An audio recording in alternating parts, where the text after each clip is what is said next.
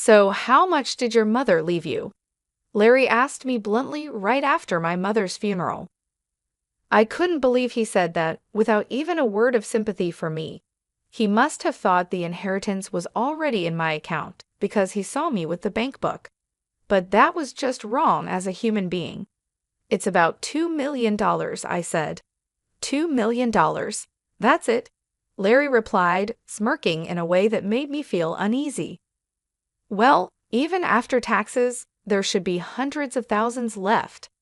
I didn't like his reaction at all. He had a nasty smile that made me uncomfortable. I didn't know what he was planning, but I was sure things wouldn't go his way.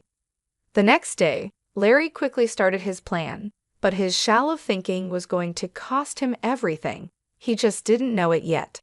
My name is Sarah Taylor. I got married through an arranged marriage when I was 19. My husband's name is Larry, and he works for a company. He is 3 years older than me and is the oldest son of the Owen family. However, even though he's called the oldest son, his younger brother Frank left the house after graduating from university and hasn't been in touch since. So Larry was treated like an only child and was very loved by my parents-in-law. Honestly, I didn't want to marry Larry, but my mother came from a family that had been running a business for generations. I was in a position where I couldn't go against what my parents decided, so I ended up marrying Larry. He couldn't refuse the marriage either because his father was in business. We didn't marry out of love. It was a marriage far from happiness. Unfortunately, we couldn't have children. Since we got married young, it was hard to accept that we couldn't have kids, and I hoped that having a child would improve our situation. But even with hospital visits, it didn't happen. Hey, barren woman, are the chores done? At first, my parents-in-law, who used to treat me well as a young lady, started calling me a barren woman after a few years. I mean, you should be able to make it happen if you just do what you're supposed to do. It's a waste of money going to the hospital. My father-in-law would say mean things to me every day, but Larry never stood up for me. While I was being scolded by my in-laws, he would either read the newspaper or take a nap, snoring away. Even when I wanted a change and said I wanted to work, he would say, "If you go to work, people will think we're not doing well," and wouldn't let me leave the house. At that time, it was common for women to become homemakers after getting married. However, living with just my mother-in-law was honestly a nightmare every day. No one would help me. I couldn't worry my parents by telling them, and I couldn't run away because our marriage was tied to work. Still, I thought I would be rewarded someday and desperately endured every day. However, no matter how many years passed, the situation never got better. 19 years after our marriage, when I turned 43, my father-in-law died in an accident. That incident led to the discovery that his company had been avoiding taxes. The back taxes and fines depleted our assets. Our property was seized, and the company went bankrupt. Although we kept the house, we had to let go of our comfortable lifestyle. I thought it would be hard for Larry, who was then 45, to find a new job, but my parents introduced him to one. Thanks to that, he quickly found work. But my mother-in-law became like an empty shell and aged rapidly. For a while, she didn't even have the energy to say mean things to me, which was a relief. But then she had a stroke and needed care. With this, I truly lost any hope of having a child anymore. I was already 43 and somewhat giving up in my heart, but this became the real turning point for letting go. Larry, as if it were only natural, pushed the care of his mother onto me. On his days off, he would lounge around just like before. "Larry, I wish you'd help with your mother's care sometimes," I gathered my courage and told him one day. Even if it were just on his days off or even for one meal, if he could help, it would mean so much to me. But Larry frowned and said, I'm working, you know. Let me rest on my days off." Larry just didn't seem to understand. I don't really have what you would call a day off. After Larry's father's company went bankrupt, my parents started worrying about me. They finally said, "Come back home." But what would happen to his mother if I left now? We have a caretaker come once a week, but I can't imagine having the money to hire someone every day for this house. Even though I was treated badly, I couldn't abandon her. It just wasn't in me to do that. Eventually, Larry started leaving the house early, even on his days off. He said he felt uncomfortable if he stayed home and relaxed. I heard through the neighbors that he started saying, "My wife won't even let me relax at home on my days off." He began taking solo trips, and the neighbors knew his mother needed care. Knowing this, yet acting as if he left all the caregiving to me, showed he didn't care about how others saw him. It was sad to see his mother, who loved Larry, being ignored by him once she got sick. Sometimes she would say, "It's because you're here that Larry won't come." But when I replied, "Should I leave then?" she would quickly go quiet. This went on for another 19 years, and the long caregiving period finally ended when my mother-in-law passed away, reuniting with her husband. I was about to turn 59. I had no love left for Larry, but I had come to terms with many things. Leaving didn't seem possible, and I would probably spend the rest of my days in this house. Larry was diligent only in his work, and this was noticed. Even after reaching retirement age, he was asked to keep working as senior staff. This allows me to live the way I do now. We were never a close couple, but I am thankful for this aspect. Our marriage wasn't good, but Larry never tried to kick me out. He probably thinks it's too late for that now. He still prefers being out of the house on his days off, so I've come to enjoy my alone time. I've even taken up pottery as a hobby. I've made friends at this age and am spending days that I can finally enjoy for the first time since getting married. But this seems to have annoyed Larry. "You're out playing while I'm working," he said, and one day, he even burned my bag. I used the bag for my pottery class, and Larry burned it in the yard. "What are you doing?" "Don't get lost in weird hobbies, just do the housework," he said. My pottery materials and my pouch were still inside the bag. Even pouring water on it was too late. It turned to ashes. I was really furious. I thought it was too late for change, but I still had a long life ahead. The word divorce crossed my mind, but just as I was considering it, another misfortune struck. My parents suddenly passed away. My father died suddenly from an illness, and a month after his funeral, my mother also fell ill and passed away. It all happened so fast, and I was overwhelmed with sorrow. My brother Jack had already taken over my father's company, and with so many people at both my father's and then my mother's funerals, I ended up bedridden for about a week afterward. It must have been mental exhaustion. My friends from the pottery class were kind enough to check on me, but Larry mocked me, saying, "How long are you going to sleep?" I was tired after Mom's funeral too, but I didn't sleep that much. It must be nice to sleep all you want without working. It might have been a valid point, but as words from a husband to a wife, it was really hurtful. The next day, I forced myself to get up and return to my daily routine, since I didn't have the luxury to enjoy my hobbies anymore. It was a bare minimum life, but Larry seemed satisfied and didn't care about my feelings. Then, sometime after my mother's funeral, I remembered that the payment deadline to the funeral home was approaching and looked at the bank book. Jack was busy with work, so I had promised to make the payment on his behalf. However, Larry saw me with the bank book and came over with a sleazy smile. "So, how much was your mother's inheritance?" I was shocked by his words. He said this right after my mother's funeral, without a single word of concern for me. He must have thought the inheritance had been deposited because he saw me looking at the bank book. But surely that's unthinkable for a human being. I answered dully, "About $2 million. $2 million? That's it?" he said, smirking with an unpleasant smile. "Well, even after taxes, there should be hundreds of thousands left." What an awful smile. I didn't know what Larry was thinking, but I was sure things wouldn't go his way. Without saying anything to him, I quietly put away the bank book. Finally, noticing the mood, Larry spoke up. "Well, you've had it tough. You should rest early today. It was unusual for Larry to offer kind words, maybe because he felt awkward. Far from making me happy, it made me feel sick. I didn't want to see his face anymore, so I went to bed early that day. However, something unexpected happened the next day. After breakfast, Larry left for work as usual. But then I got a call saying he hadn't shown up at his workplace. I was shocked because this had never happened before.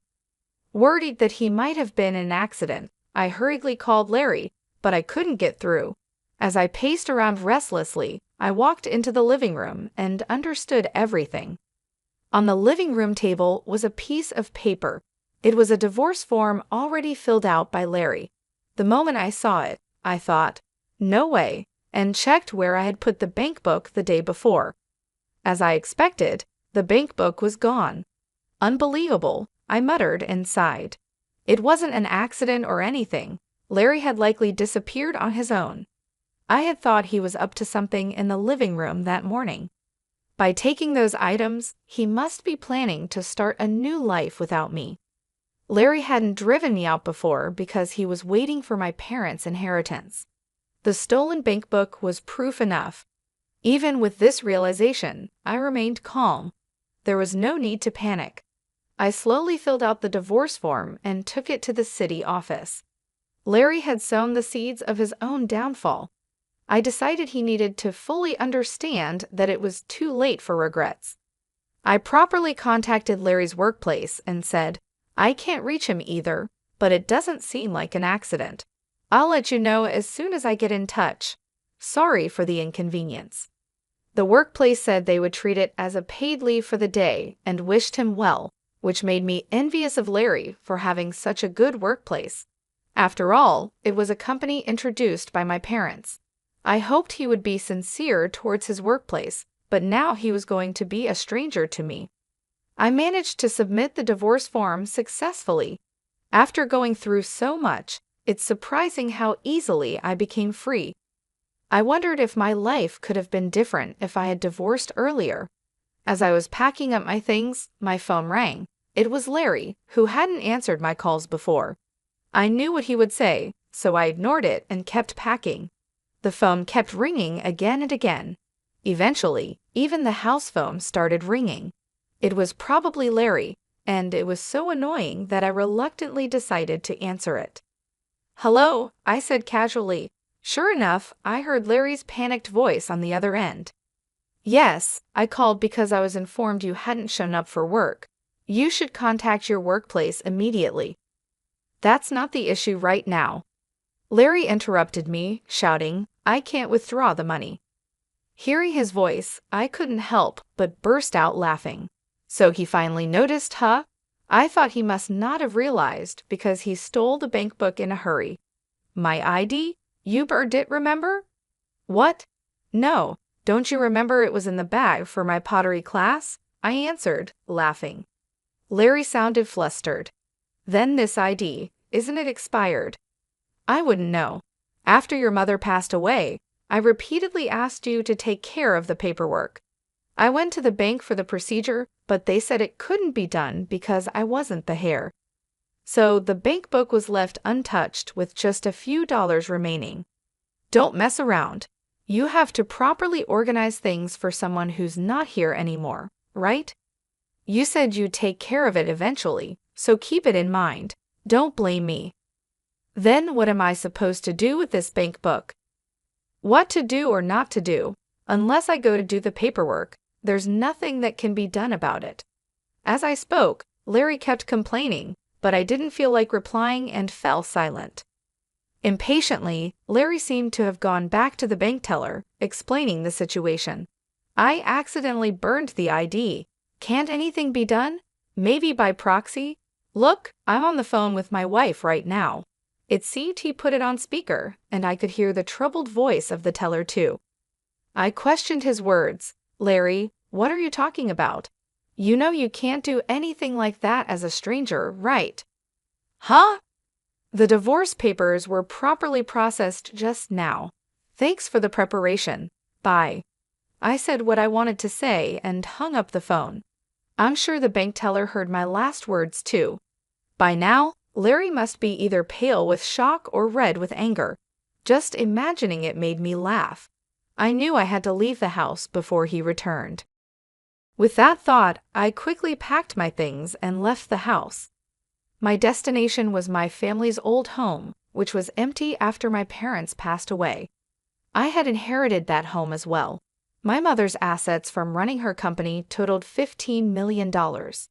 However, inheriting a large sum of cash wouldn't be safe if Larry found out, especially since we had no children. So I inherited just enough to live comfortably, about $2 million. The rest was the family home, my mother's beautifully preserved dresses, and my father's antiques. If these heirlooms were appraised, they would be worth a lot. I had my brother Jack's permission for this arrangement. Jack had moved out after getting married and was worried about the family home becoming vacant. He had children and had taken over the company, so he was happy to inherit just the cash. We completed the inheritance discussions peacefully. After arriving at the family home, I informed Jack that I had divorced Larry and would be living there. He said, "If you are going to live in the family home, it won't be empty," which is a relief. "But are you really okay with divorcing Larry, Sarah?" "Yes," I replied. "We don't have children, and both our parents have passed away. If we both want a divorce, then it's for the best. I want to restart my life, and I have no regrets."